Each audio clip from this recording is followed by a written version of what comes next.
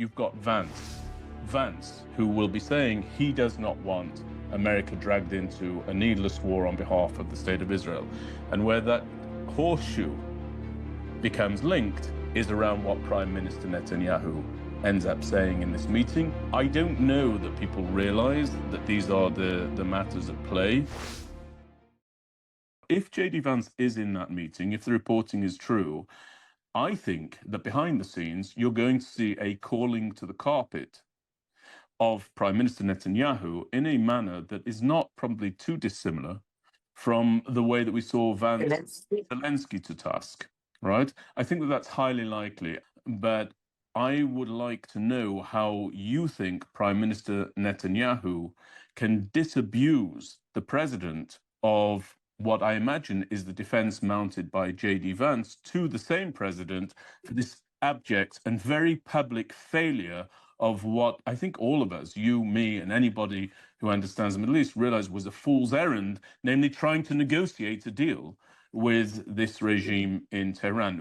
What do you see the Vance dynamic as adding to the complexity of this meeting? So first of all, it does add a huge complexity. I absolutely agree with you. And there's no doubt that we are seeing something which is very worrying, and that's an infiltration of the, let's say, influence and policies represented by the Islamic Republic of Iran and other very unfriendly factors to the United States, first and foremost. I mean, let's skip Israel for the moment, and begin just with that.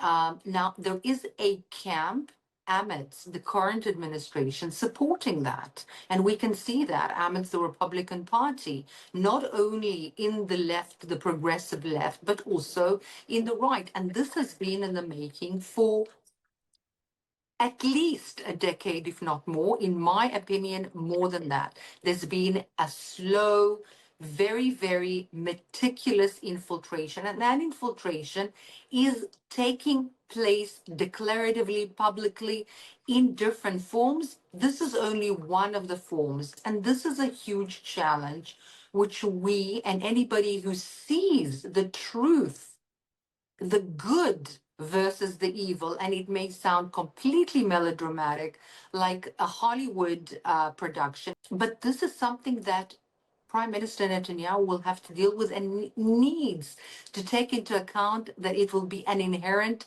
part of anything that he will have to deal with, whether Vance is in the room, which he will be probably in some of the meetings. Of course, issue number one will be Iran, but it will not be the only one.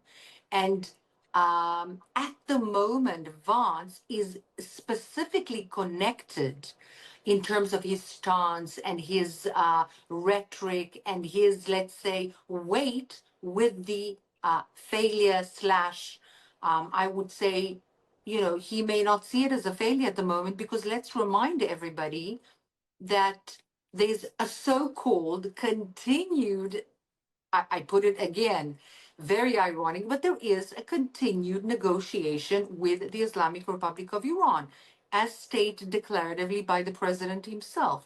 I know that behind the scenes, a 10-point MOU was dispatched initiated by the Iranians, written by Qatar to the American presidency, completely ridiculous, but it is being negotiated.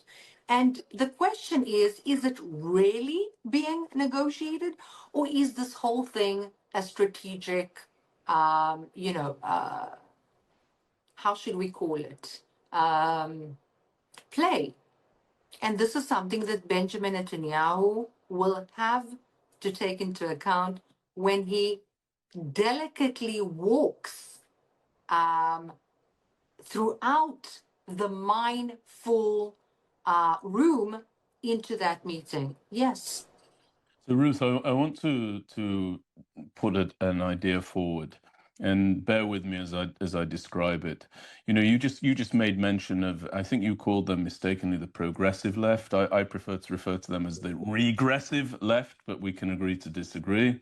and the America First right, and what seems to be shaping up somewhat as the Israel Last right, and this horseshoe phenomenon. Now, there's another horseshoe that is taking form and being fashioned in real time, and it's an odd one. But after that disengagement under the Sharon administration, there was a very clear decision made by the religious nationalist movement in Israel that such a thing must never occur again. And in order to prevent it from occurring again, they diligently set about enfranchising themselves in two particular areas of national life in Israel. The first was the military.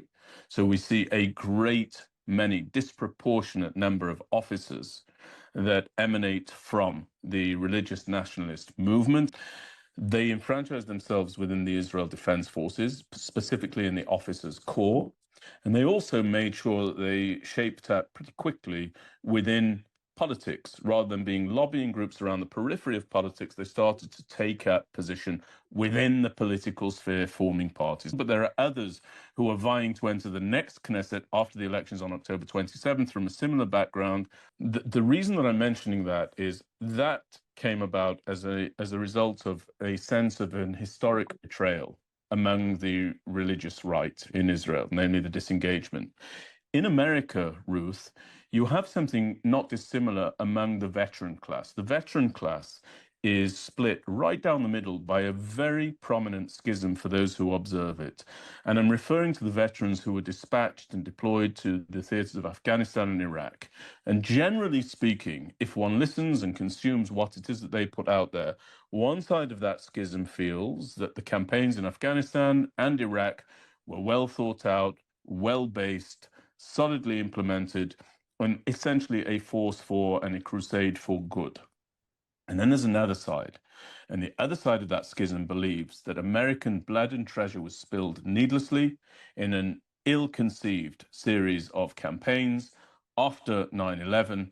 And that side had in its ranks a young veteran, formerly of the US Marines, who was a reporter within the US Marines, not a combat soldier, named J.D. Vance.